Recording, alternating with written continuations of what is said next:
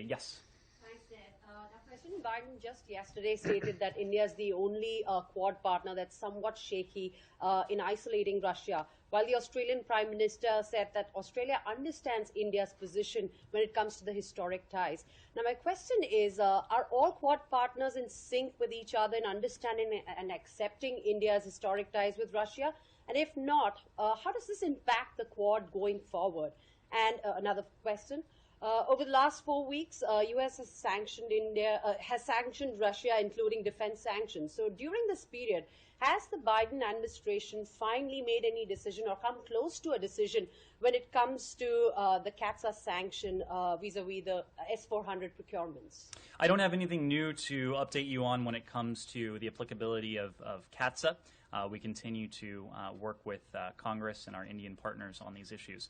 But let me say, in terms of India's place in the Quad, in terms of our relationship with India in the Quad context and the bilateral context, we know that India is an essential partner for us in realizing our shared vision of a free and open Indo-Pacific. That is really at the heart of the Quad's goals. And when it comes to the Quad, the President and his fellow Quad leaders earlier this month, March 3rd, I believe it was, they had an opportunity to discuss the ongoing conflict in the ongoing Russian invasion against Ukraine. Secretary Blinken, just before that, had an opportunity to see his Quad counterparts, including Foreign Minister Jaishankar as well.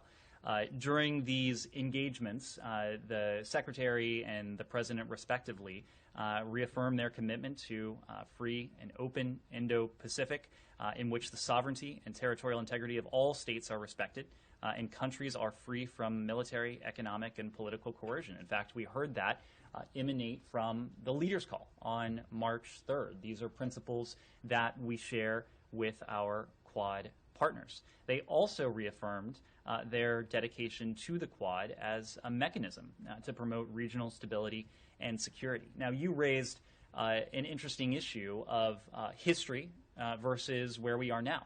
As you know, our Undersecretary of State for Political Affairs, Toria Nuland, has been in India recently, and she made a very similar point, making the point that India has, of course, had a historic defense and security relationship with Russia over time. That relationship came of age and came together at a time when the United States nor some of our partners were prepared to have that kind of relationship with India. It was a very different time, different considerations, but those times have changed. They've changed in terms of our willingness and ability to be a strong defense and security partner of India. This is a bilateral relationship that has deepened in a number of ways over the past 25 years or so. This has also happened on a bipartisan basis. It is a legacy in large part of the George W. Bush administration, where we have seen this bilateral relationship between the United States and India evolve and change for the better and deepen in a number of ways, including in our defense and security relationship. So the fact is that we are a partner of India now. We are a partner of India when it comes to shared interests, when it comes to the values we share in a free and open Indo-Pacific, and we've invested in that relationship in terms of our defense and security. So historical relationships notwithstanding, we are a partner of choice for India now, as are many of our partners and allies around the world. Yes.